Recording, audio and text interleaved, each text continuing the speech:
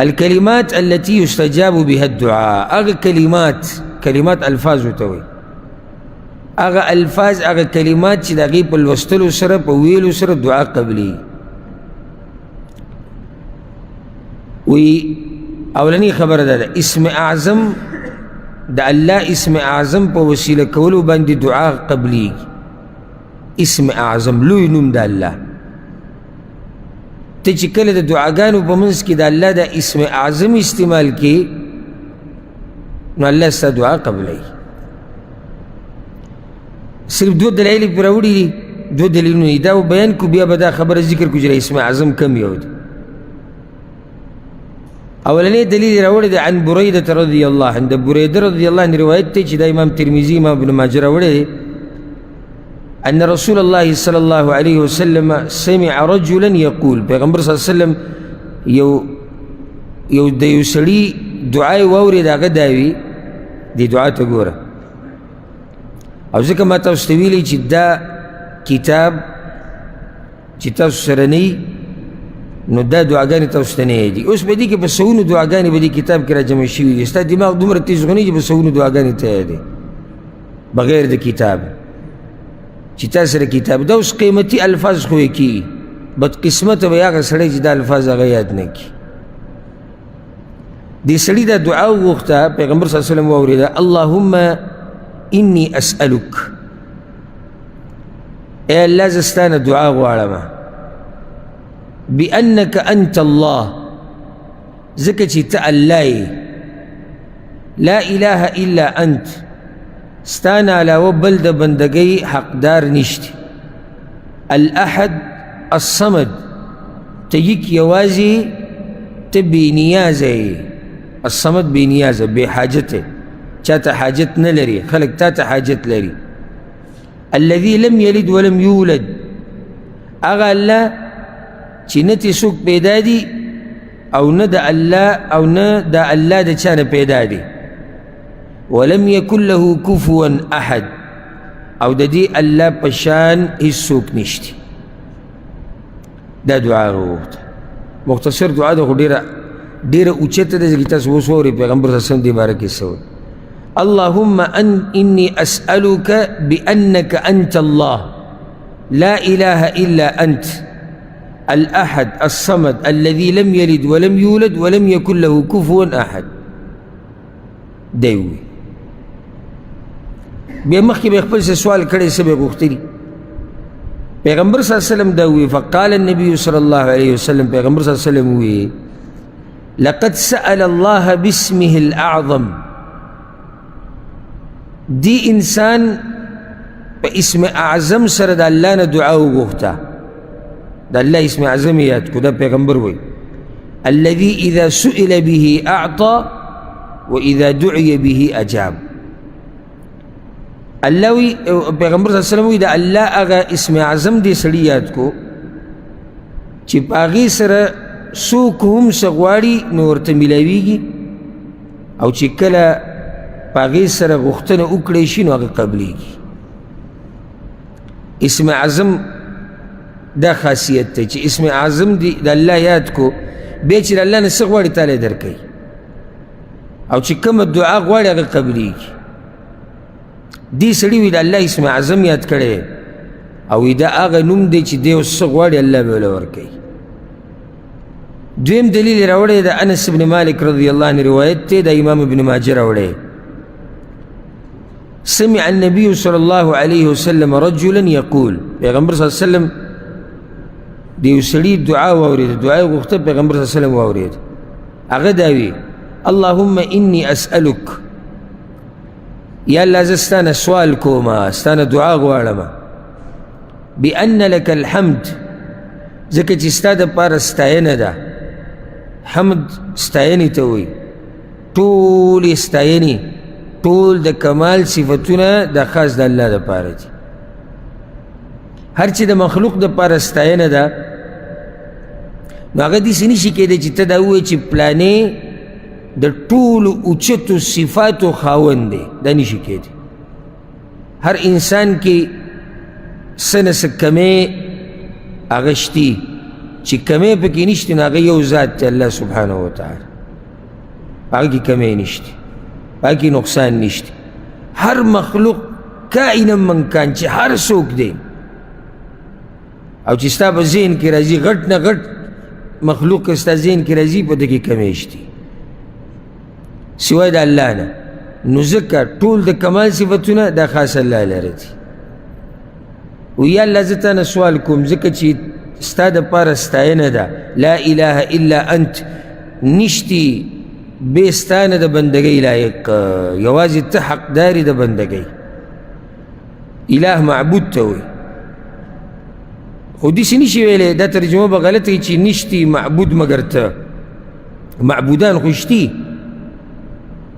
مشرکان خو معبودان ټاکلي دي که نو داسې به وایي نشتی معبود په حق باندې مګر ته معبودان شتي خو په حق چې کوم دی او کوم چې د عبادت حقدار دی هغه الله سبحانه وتعالی دی وحدک لا شریک لک ته یو ذاتي نشتی تا سره شریک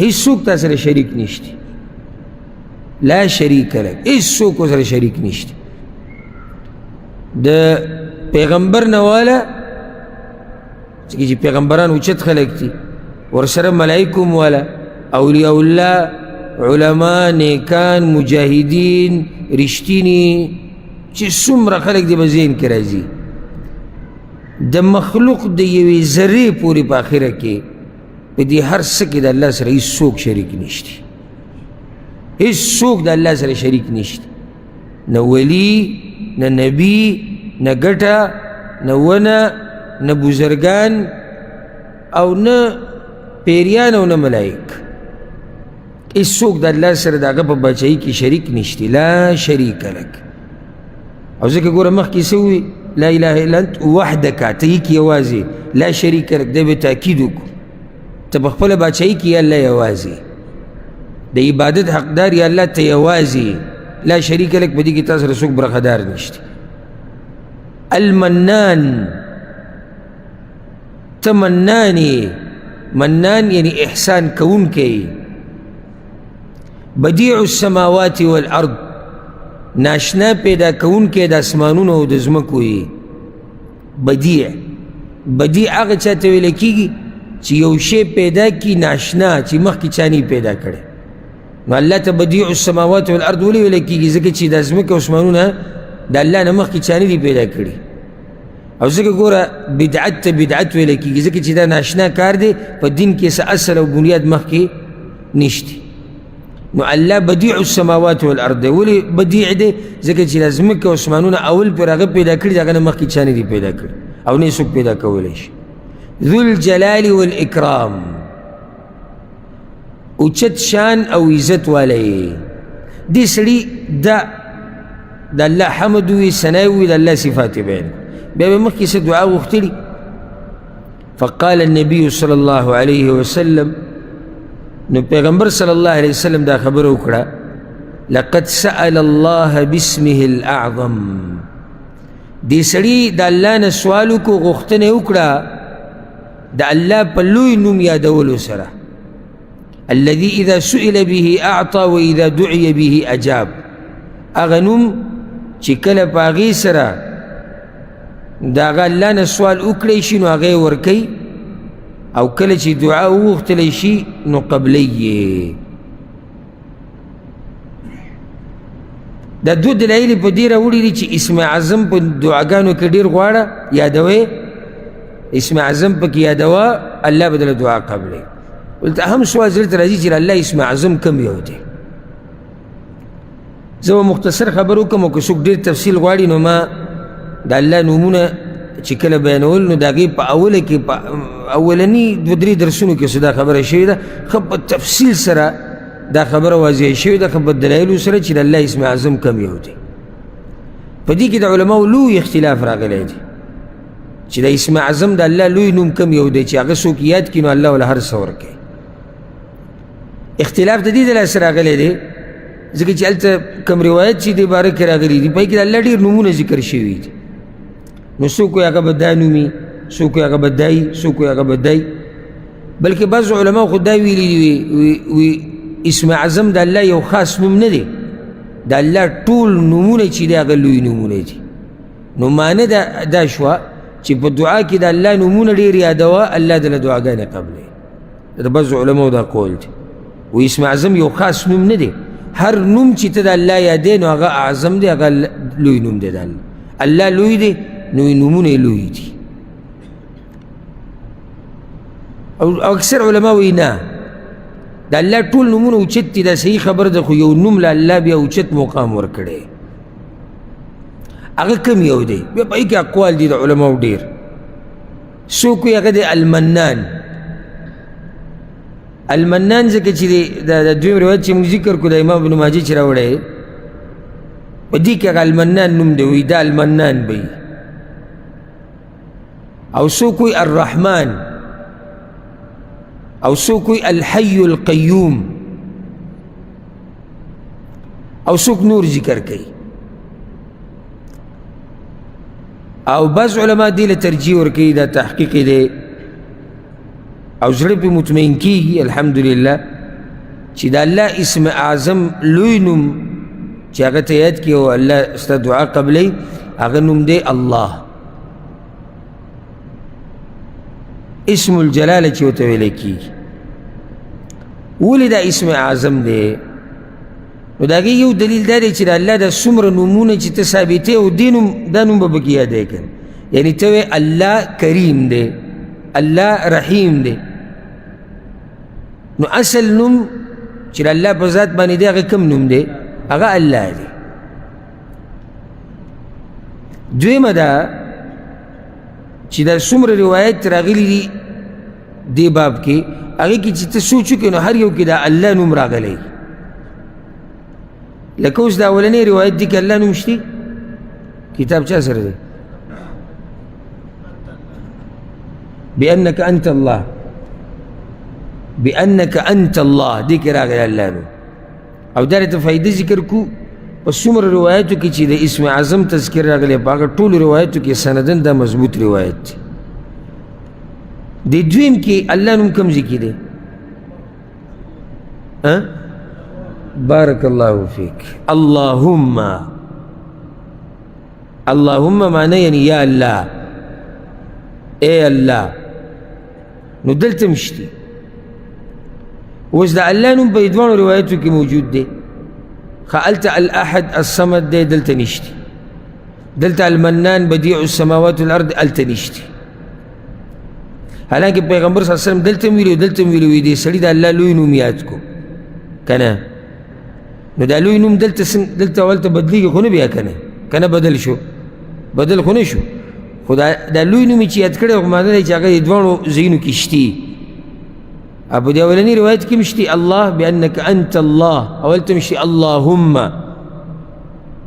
او دې دویم کې اللهم دلته دې سره راغلی دی والله اعلم ما تاسو ته وایي چې د مسله کې د علماو اقوال دي څوک پکې دا وایي د الله اسم اعظم چې دی الاحد الصمد دا د الله اسم اعظم دی الاحد الصمد الذي لم يلد ولم يولد ولم يكن له كفوا احد دا چې په دعا کې وي نو ستا دعا قبلي دا خو یو خبره شوه چې دلایل په دې مضبوط دي چې د الله اسم اعظم هغه کوم یو دی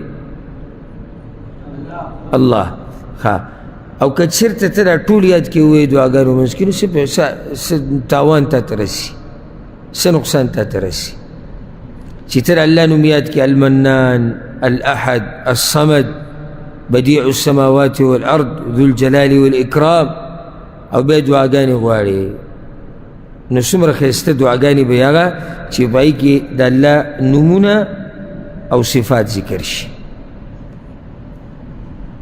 نو اولنۍ خبره چې د هغې په یادولو سره د دعا په منځ کې دعا قبلیږي هغه کومه خبره ده د الله اسم اعظم دا الله ته وسیله کول په دې سره دعاګانې قبلیږي دویمه خبره ذکر کړې ده وایي چې دعا په لاندې حدیثونو کې ذکر شوو الفاظو سره وغوښتلی شي لاندې یو څو حدیثونه یې راوړي دي وایي دې حدیثونو کې چې کوم الفاظ دي که دا د دعا کې ذکر کړو الله دله دعا قبلی اوس دا کوم الفاظ دي نو دلته سلور روایت راوړي دي هغو ګوته کې دي.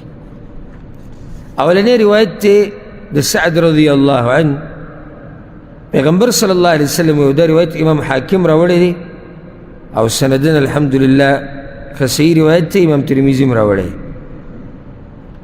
پیغمبر صلی الله علیه وسلم وی دعوة ذی النون اذ دعا ربه وهو في بطن الحوت، وی دعا د یونس علیه السلام. یونس علیه السلام ته ذی النون ویل کېږي او النون په عربي کې څه ته وایي؟ مهي ته وایي. نو دعا د مهي والا یعنی یونس علیه السلام چې کله هغه د مهي په خېټه کې پروت او دغه دعا یې غوښتلې وه، هغې کې څه پیغمبر صلی الله علیه وسلم وایي لا اله الا انت سبحانک انی کنت من الظالمین. دا هغه غوښتلې وه که نه؟ دا دعا یې غوښتلې وه، دا ذکر یې کړه. لا اله الا انت، نشتی د عبادت حقدار مگر ته یا الله، سبحانک ته پاک د هر عیب او نقصان نه. الله د هر عیب او نقصان نه پاک دی. هر هغه خبره چې د الله د شان سره نه ښایي الله د هغې نه پاک دی او الله لایق د هر هغه صفت دی چې د هغه د شان سره ښایي. نو اوچت صفات د الله دپاره دي، هغه صفات چې د الله دپاره عیب ګڼلی کېږي هغه د الله دپاره نه دي. لکه مثال والا بچی پیدا کېدل دا زموږ دپاره اوچت صفت دی. لکه د یو سړي چې بچی پیدا کېږي نو دا ښه صفت دی که بد صفت دی؟ ښه صفت دی، کمال دی، عیب نه دی، نقصان نه دی. خو د الله دپاره بچی د عیب او نقصان دی. ځکه موږ چې بچي ته ضرورت لرو نو موږ کمزوري یو، موږ بوډاګان کېږو، موږ کمزوري کېږو، په موږ مرګ راځي. نو دې ته هم سوچي چې دا بچی که سبا له چې د دعا به راله غواړي نو د دې وروڼو خویندو خیال به ساتي، د میراث او د دې حقدار به شي، زما یو ذکر او نوم به پاتې شي. او که زه بوډا شم نو زما دپاره به د امساو د کونټۍ کار کوي. الله ته خو دې ضرورت نشته. واده کول، یو سړی واده وکړي او ښځې سره کوروالی کوي، دا نقصان دی که د کمال صفت دی؟ د کمال دی. نقصان په انسان کې دا دی چې دی واده نشي کولی او دی د ښځې سره کوروالی نشي کولی، دا عیب دی، نقصان دی. خو د الله دپاره واده او د هغه دپاره بیبي د نقصان دی. نو د هغه دپاره کمال دا دی چې د الله نه ښځه شتي او نه یې بچی شتي او نه ورته ضرورت لري. اوس ګوره تکبر دا انسان دپاره کمال دی که نقصان دی؟ نقصان دی، عیب دی. تکبر دا صفت خو بد صفت دی. ولې زموږ دپاره عیب دی؟ ځکه چې دا زموږ دا بدن نه بدن دا لایق د دې نه دی چې ما ورته پې لوی وکړو. لکه ته لویي د څه کې؟ په څه کې؟ په دې بدن چې کېدی شي سکڼ بعد پروت او بیا وایي چې ډاکټر له مې ورسوئ، په دې کې څه ووایم چې دا بدن دی د دې لایق چې په دې دې تکبر وشي؟ ته په دغه مال کې چې کېدی شي لږ ساعت بعد نه وي، ته په دې زور کې چې د یو څو ورځو دی بیا به ختم شي. نو ځکه زموږ دا بدن دا د دې لایق نه دی چې موږ په دې باندې څه وکړو؟ لوی او تکبر وکړو. هر چې الله دی نو هغه پورې تکبر خوند کوي، هغه پورې لوی خوند کوي. ولې هلکه متکبر دی؟ یاره الله په دې متکبر دی ځکه چې همیشه پاتې کېدونکی دی، همیشه ژوندی دی، همیشه زورور دی. څه چې وغواړي هغه کوي، هغه خوب نه راځي، د هغه نه خبره نه هېرېږي، هغه د چا نه نه هېرېږي، هغه چې کومه فیصله وغواړي هغه نافظوي. دا هر څه د هغه دي، هغه ته به واپس کېږي، هغه ته پاتې کېږي. نو داسې ذات پورې تکبر خوند کوي، داسې ذات پورې تکبر او لویي هغه خوند کوي. دنیا غړ غړ بادشاهیان تیر شوي دي په تاریخ کې، ښه زورور بادشاهیان تیر شوي دي، ښه زورور، او اوس خاورو لاندې پراته دي. که چېرته ته د هغه خبرې واورېدې چې کومې غټې غټې خبرې کړې وي او بیا د خاورو دې ډیري ته وګورې چې بدله پاسه پروت دی، نو خندا به درشي چې ده ته چا وي چې دومره غټې غټې ووایه. نن دې دا حال دی. نو انسان به سي او تکبر به د هغه سي او لویي به سي. لویي په یو لوی رب پورې خوند کوي، زموږ په رب پورې نور لویي زموږ دپاره نقصان او عیب دی. خوراک څښاک کول دا زموږ دپاره د کمال صفت دی که نقصان دی؟ د کمال صفت دی. چې بیماري خو هغه خوراک څښاک نشي کولی، چې معدې کار کوي خو سم کار کوي که نه. په دسترخوان چې ناست یو رو رو لګی وي معده مې بنده ده او معده مې زخمي ده، معنی دا چې دا سړی برابر نه دی، جوړ نه دی. د الله دپاره خوراک څښاک دا بې نقصان دی، عیب دی، ځکه چې هغه دې ته ضرورت هغه نه لري. هسې دا مې تاسو ته یو فایدې دپاره دا خبره ذکر کوله. ګوره دعاګانو کې یوه لویه خبره هغه دا یاده کوي، هر مجلس کې چې د دعاګانو وضاحت کېږي هلته به د الله عظمت بیانېږي. دا دعا موضوع د اصل کې د دې سره تړلی شي. ته ولې د الله نه دعا غواړې؟ ځکه چې الله عظیم ذات دی. نو زه اوس تاسو ته دعاګانې ښیم او یا د دعاګانو وضاحت کوم او د الله عظمت ته پکې نه بیانوم، دا خو بیا څه خبره نه شو. او چې څومره زه تا ته د الله لویي بیان کوم او څومره د الله د لویي ستا دې زړه ته کوشي، دومره به د هغه رب نه دعاګانې غواړې او دومره به دې بیا په هغه باندې یقین او اعتماد هغه ډېرېږي. ورځ تر ورځه به ستا یقین ډېرېږي ډېر، او چې څومره دې یقین ډېرې، مخکې حدیثونه تېرې شوي دي، دعا به دې ښه قبلېږي. یونس علیه السلام د مږي په خېټه کې دغه کلمات ویلي، لا اله الا انت سبحانک انی کنت من الظالمین. انی کنت من الظالمین یقینا یم زه د ظالمانو نه. ګوره پیغمبرانو ته څومره اوچت خلک دی او د خپل کمی اقرار کوي او ځان ته د کمی نسبت کوي. ځکه مخکې موږ سره ادب تېر شوی، د ګناهونو اقرار به کوې په دعاګانو کې، یوه بله د الله مخکې به عاجزي کوي. بارک الله فیک. دا د پیغمبرانو عاجزي ده او دا د هغوی اقرار دی په خپله خطا باندې. کوتاهي او خطايي د یونس علیه السلام نه دا شی وه چې د الله حکم ته صبر نه و کړی او خفه شو لاړ د قوم نه. وی الله زه ظالمانو کې ته چې څومره د الله په مخ کې خپله کمزورتیا بیانې که نه دومره عزتمند کېږي. لکه چېرته چا دا ونوي چې یونس علیه السلام الله ته دا ووایي چې یا الله زه ظالمانو کې او د یونس علیه السلام مقام را کم شو. بلکې موږ د یونس علیه السلام دغه خبرې ذکر کوو په دې باب کې چې څومره عزتمند سړی و هغه.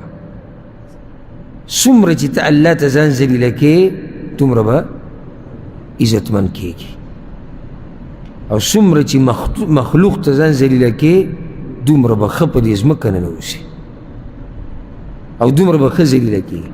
اوس پیغمبر صلی الله علیه وسلم فإنه لم يدعو بها رجل مسلم في شيء قط إلا استجاب الله له.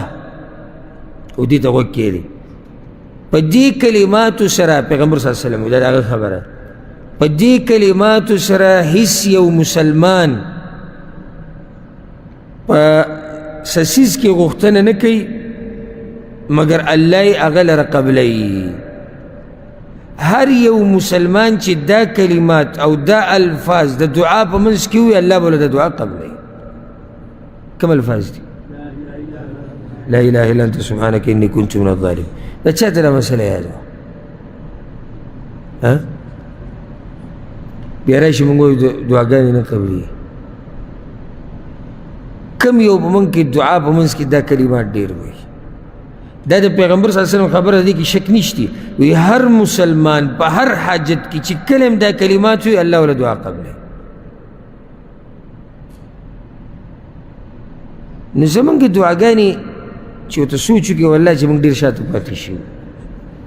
دعاګانې څه دعاګانې نه وي، یو خو کله ناکله زموږ دعاګانې دي کله ناکله که طبیعت هم برابر وکړو نو سور کې وو یو لاس به اوچت کړو که طبیعت هم ښه نه وي بیا یې څه کوې بله دا کې غواړو نو بدماشي ده راکې به دا ټیم به راکې یا الله نه عاجزي نه د الله شان بیانول نه خپله کمزورتیا نه خپل ګناه باندې اقرار نه دا قسم کلمات او بیا به مولا پسې ګرځه چې مولوي صاحب زما د دعا ولې نه قبلېږي ته داسې دعاګانې وغواړې چې الله یې درله قبلې او که نه یې قبلې نو یو دا الفاظ شو یاد کړئ لا اله الا انت سبحانك انی كنت من الظالمین.